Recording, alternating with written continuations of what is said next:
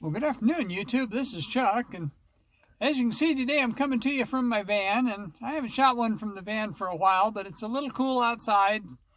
I didn't feel like shooting one from the man cave, so I decided I'd shoot one from out here, and so I got a story for you today.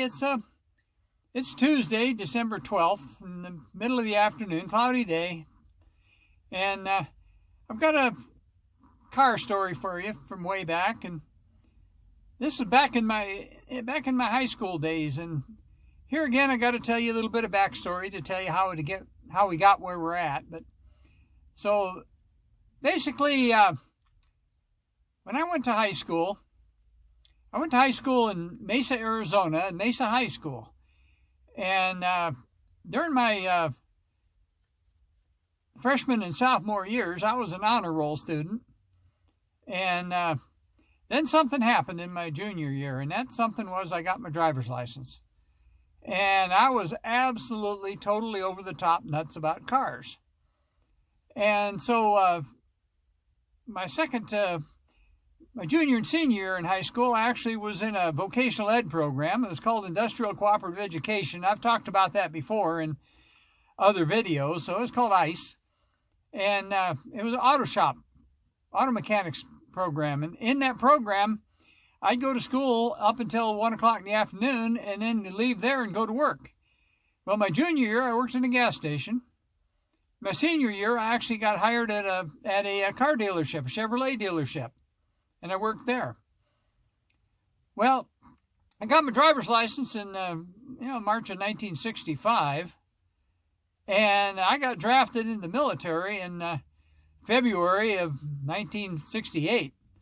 So there was a little less than 3 years right in there, but I did a lot of stuff in that 3 years, and I was totally, like I say, over the top nuts about cars. And so let me kind of tell you how the story went. Well, when I first got my driver's license, I drove a 55 Ford that my parents had, but I wanted my own car, and all the cool kids were driving 55, 6, or 7 Chevys. And remember, this 1965, the Mustangs had first come out, and so all the rich kids had Mustangs. But I couldn't afford either one, and so we had to look for something a little bit cheaper. And there were some imported cars that were we call them throwaway cars, and you didn't have to pay very much for them, and you drove them until they quit running, and you got rid of them. Took them to the metal scrapyard. Well, some of them, of course, were the Volkswagen Beetles, and they were pretty popular, so they were a little bit more expensive. But there was another group of European cars, and they were called English Fords. And they were the English Fords, and then there was the Opels from Germany, and there was also some Fiats from Italy. But the English Fords were kind of popular, and they were pretty easy to come by, and they didn't cost very much. And the two-door versions, in the United States, they were called Anglias. Now, over in England, they were called Populars, and they called them Pops for short. And they're still pretty popular among the vintage hot rodding crowd over in England. But in this country, the four-door versions were called Prefect, Prefect. They're called Prefects, and they called the same thing over in the UK as well. And but over here, the two-door versions were called Anglias. Well, you could pick these things up for, sometimes $250, $300, and they were okay to get you from A to B, and they had a little 4-cylinder flathead motor and a 3-speed transmission, and the motor looked a lot like a Model A motor. And, and they got pretty good mileage, but they certainly weren't hot rods by any means, and they were kind of a fragile motor, and if you hot rod them very much, you tear them up. And, of course, we were kids, and we didn't know any better, so we managed to tear them up pretty regularly. And what we do is we drive them until we couldn't fix them anymore. I got to move my hand a little bit here. There we go. We drive them until we couldn't fix them anymore, and then we take them to the scrap metal yard and sell them for scrap. And that got to be pretty fun because we'd try to find any kind of scrap metal we could to throw in there. And the only requirements they had was you had to take the gas tank out, and you had to take the seat out. And then... And of course, there was some of the kids trying to make them weigh a little bit more, so they kind of shovel some dirt into them, make them weigh a little bit more. And did I ever do that? Well, I'm gonna do what the CIA does. I'll neither confirm nor deny that I ever did that, but I know that some people did. So anyway, I bought one little prefix, one little 4-door ones. I drove that around for a little while. And then I found a 2-door one. And the 2-door with the little Anglia. And it's, I'm going to plug in a picture of what mine looked like. And now mine was not this color. The one I'm going to show you is red. And the one I'm going to show you is a 59. And I got it as a screenshot from another YouTube channel called Race Your Ride. And thank you to them for that. And hopefully they don't get upset with me using their picture, because I'm going to use a couple of them. But basically, I'll plug that picture in, and this is what my little ride looked like.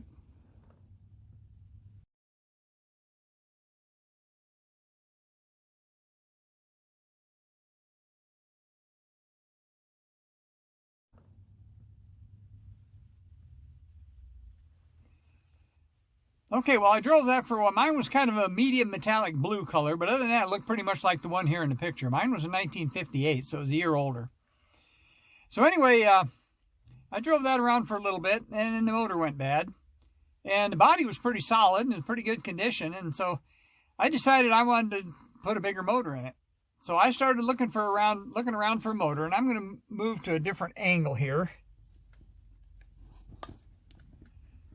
There, hopefully that'll be okay, and my arm got kind of tired holding it out there. So anyway, I got a different motor for mine, and I wanted to put a V8 in it.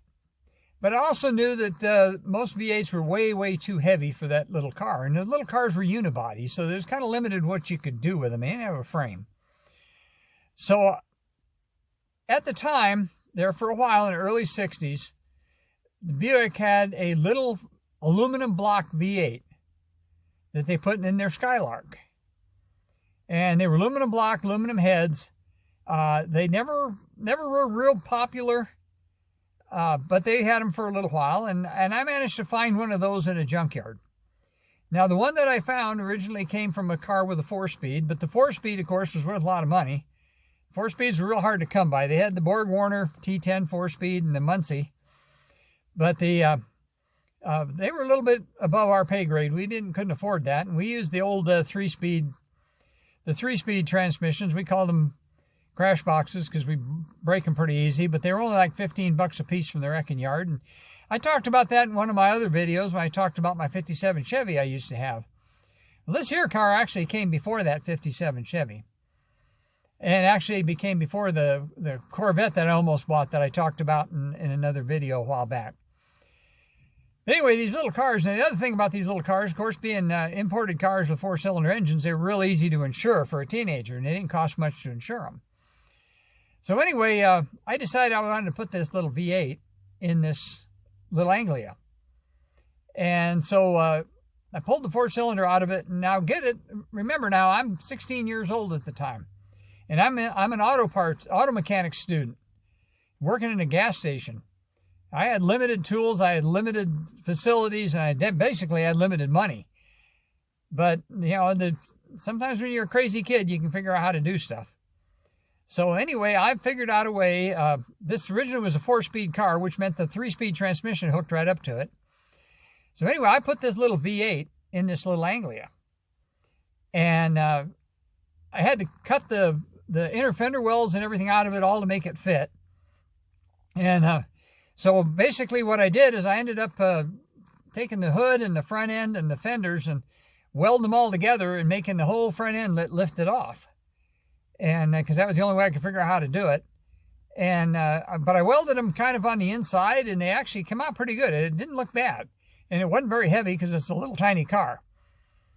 Well, in putting that V8 in there, I had to cut out the firewall, and so I ended up moving the steering and everything back, and so I ended up, by the time I got done, I ended up driving it from the back seat.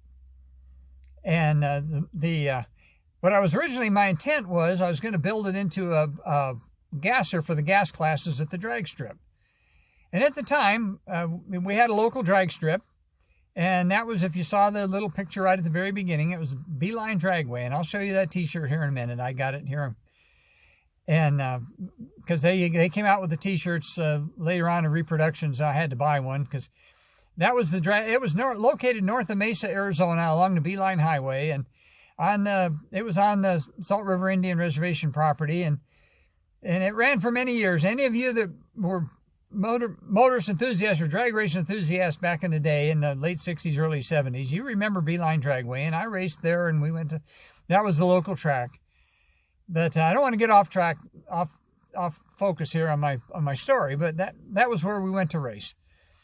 Well, over there was a little the gas, what they called the gas class, and gas classes were door slammer cars that they had straight axles and big motors in them, and that I thought those were really classy, and I decided I really needed to build this thing into one of those, and so I originally put the V8 motor in it, and I drove it around that way, and it looked the same as it did originally, and it was what they call a sleeper, but it had about probably, I don't know, 7-8 times the amount of horsepower that it had originally, and it didn't have any trouble breaking the tires loose. And on the last day of school in my junior year, for some reason or other, as a teenager, I thought it'd be a good idea to do a burnout in front of the school, and I got in trouble for that, and I almost got kicked out of school, and I finally managed to grovel on my knees enough, and I didn't get kicked out, but I told them I'd never do that again, and well, I did, but anyway, that's another story. But anyway, but I wanted to convert this thing. I wanted to make a gasser out of it. Well, there was a local guy that had a 33 Willys built up as a gasser, and the way he had the suspension set up on it is when he popped the clutch, the traction bars were angled in such a way that the darn thing jumped clear off the ground. Well, that's not real efficient from a drag racing standpoint, because you don't want them to jump off the ground. You want them to go straight in line. But from a crowd-pleasing standpoint and a coolness standpoint, boy, that was the coolest darn thing. So I actually went and looked at that and figured out how he had his set up. And I set mine up the same way. And his had a straight axle under the front of it. And so I started looking for a way to put a straight axle under it. Now that aluminum block V8, even though it was what it was still a lot heavier than the 4-cylinder that originally came out of it. And so the front end was real overloaded. So I ended up taking the front suspension off of it, and I found a straight axle, a tube axle, that came off of a 3/4 midget racer. And I put that under the front of it. And what that did is that raised the front end up, and it gave me the angle that I wanted, and then the rear differential was never going to hold up to the V8 with bigger tires. So I ended up putting a rear differential out of a mid-size Oldsmobile under the back, and I had to cut the wheel wells to do that and make it fit.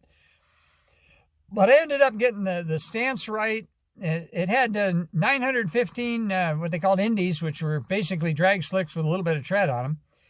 And I had the 915 Indies on the back, and on the front I had 400 by 12 tires. And the straight axle that front didn't have any brakes, and drag racing cars, a lot of them only had rear brakes. So I set mine up with rear brakes. I mounted the master cylinder to the drive shaft tunnel, and so it had a hand brake for rear brakes only. Well, what did I do for a dash? Well, the dash was just a flat panel up there, and it didn't have a speedometer. It had an oil pressure gauge, a water temperature gauge, and no, that was it, just 2 gauges. So, and it had two switches and a push button. One switch turned the ignition on, and the push button run the starter. The other switch turned on 2 headlights and 2 taillights, and that was it. I mean, this thing was a race car. That was all it was built for. Well, I drove the darn thing to work, and I drove it to school. I drove it all over the place, and we got away with it for a long time. I never did get really stopped and overhauled by the police, but I would try to be pretty gentle with it. And it ended up, I built a set of headers for it, because you couldn't buy headers for it. That aluminum block engine, one of the problems with it was made out of a soft aluminum alloy, and if you weren't real careful about the antifreeze, it would corrode real bad, and that's kind of why they didn't run them for very long. But there weren't many speed parts available for them. Mine was it had a 4-barrel carburetor on it, and like I say, I could buy a flange kit, and I could buy U-bolts or U-bends for it, and I could build my own headers, and I did that. And so anyway, for something that was built by a 16, 17-year-old kid, it actually looked pretty cool. It would never pass tech inspection for the racing it, but I drove it on the street, and Mesa at the time had a pretty active street racing community, and cruising Main Street was a big deal on Friday night and Saturday night, and there was quarter miles marked off in a couple of places. And some of you, if anybody watches this that grew up in Mesa during that time, you'll all know what I'm talking about. But anyway, I ran that thing. I found a picture of a similar car. A few years ago, I found one that looked almost exactly like what mine looked like on YouTube. And by golly, when I was thinking about doing this video, I couldn't find that picture again. But I did find this one. And the first picture I showed you was the same car before he started building it. And the picture I'm going to show you right now is the car when he got done with it.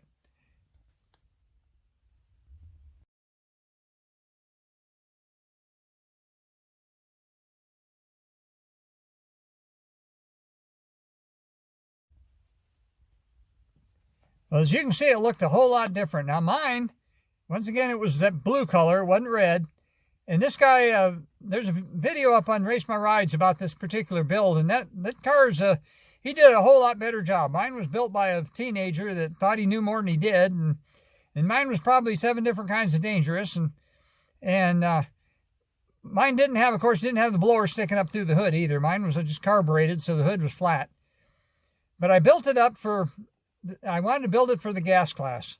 I wanted to run a C gas was the class that I was aiming for.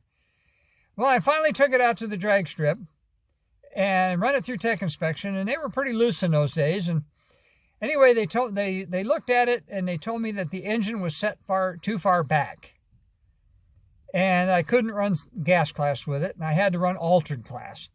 So it ended up in the International Hot Rod Association. I'm going to spin this around. I'm going to show you this t-shirt again. There's actually American Hot Rod Association. Beeline Dragway.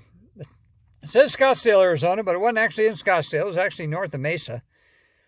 But anyway, that's the drag strip I ran at. Come back around.